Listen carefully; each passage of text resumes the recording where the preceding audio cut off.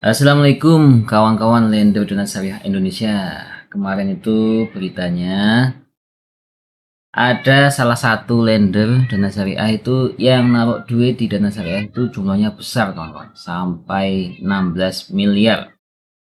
Kira-kira siapa ya? Siapa yang naruh duit sebanyak itu, yaitu 16 miliar? Ini hasil pencarian berita dari saya sendiri. Berdasarkan hasil penelusuran, saya dapat mengkonfirmasi bahwa seseorang pemberi pinjaman dengan investasi senilai 16 miliar rupiah memang ada dalam kasus Dana Syariah Indonesia. Namun, laporan-laporan yang ada tidak mengungkap identitas individu tersebut atau jenis usahanya.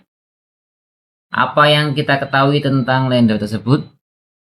Artikel-artikel berita yang tersedia secara konsisten menyebutkan tentang seorang lender yang menginvestasikan jumlah yang sangat besar, tapi tidak memberikan nama atau detail bisnis mereka. Jumlah investasi. Beberapa sumber berita terpercaya termasuk Kompas dan Kontan melaporkan bahwa satu orang lender memiliki dana hingga 16 miliar rupiah yang tertahan di platform Dana Syariah.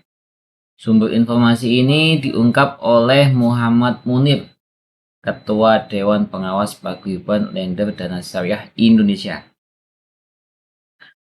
Laporan berita melindungi identitas lender ini adalah praktik umum dalam jurnalisme keuangan untuk tidak mengungkap detail pribadi tanpa persetujuan, terutama dalam situasi sensitif yang melibatkan kerugian finansial. Mengapa detail spesifik tidak tersedia? Kurangnya informasi identitas yang spesifik kemungkinan disebabkan oleh beberapa faktor. Perlindungan privasi. Media dan asosiasi lender secara etis dan hukum berkewajiban untuk melindungi data pribadi individu yang terlibat. Fokus pada penyelesaian kolektif. Laporan publik dan negosiasi saat ini berfokus pada keadaan kolektif dari seluruh 14.000 lender yang terdampak dan rencana pemulihan platform secara keseluruhan, bukan pada kasus individu. Cara untuk menemukan informasi lebih lanjut. Jika kita ingin menyelidiki ini lebih jauh, berikut adalah saluran-saluran potensial meskipun mungkin sulit ya.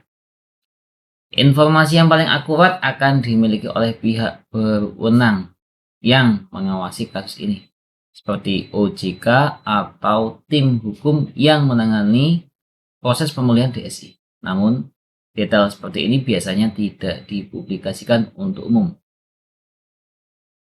Paguyuban Lender Dana Syariah Indonesia adalah asosiasi resmi untuk lender yang terdampak.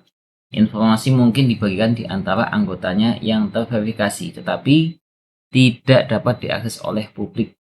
Akan tapi kemarin kawan-kawan salah satu lender di grup WhatsApp ya, Bu Binarti, itu menyebut yang punya dana 16 miliar itu Pak Ahmad Pitoyo ya, namanya Pak Ahmad Pitoyo.